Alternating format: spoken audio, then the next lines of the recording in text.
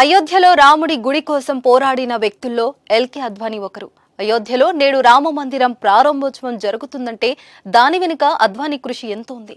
అలాంటి అద్వానీ నేడు రామ మందిర ప్రారంభోత్సవానికి దూరంగా ఉన్నారు. ఢిల్లీలో చలి తీవ్రత చాలా ఎక్కువగా ఉండడంతో తన ఆరోగ్యాన్ని దృష్టిలో ఉంచుకొని అద్వానీ తన అయోధ్య ప్రయాణాన్ని వాయిదా వేసుకున్నట్లు తెలుస్తుంది. Gautam neuro care brain stroke, migraine, fits, brain and spine surgeries కి బెస్ట్ న్యూరో సర్జన్. దేశవ్యాప్తంగా సినీ, రాజకీయ, పారిశ్రామిక ప్రముఖులు అయోధ్యకు తరలి వచ్చిన ఎల్కే అద్వానీ రాకపోవడంతో బీజేపీ శ్రేణులో కాస్త అసంతృప్తి నెలకొంది.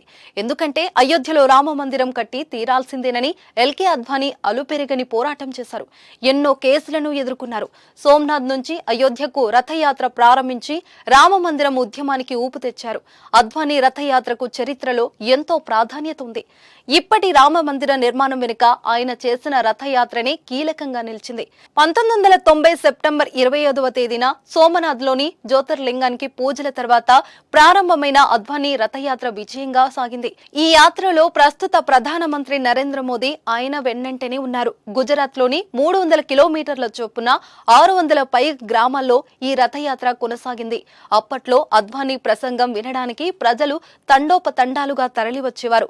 రథయాత్రలో భాగంగా అద్వానీ చేసిన ప్రసంగాలు సంచలనం సృష్టించాయి. అద్వానీ రథయాత్రకు భయపడిన అప్పటి ప్రభుత్వం కిందకు దిగొచ్చి చర్చలు కూడా జరిపింది.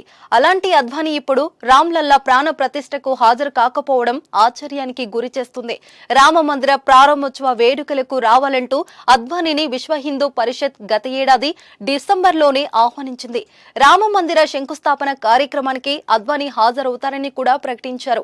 కానీ ఆయన ఈ వేడుకలకు దూరంగా ఉన్నారు. అద్వానీతో పాటు మురళీ మనోహర్ జోష్ కూడా హాజరు కాలేదని తెలుస్తుంది.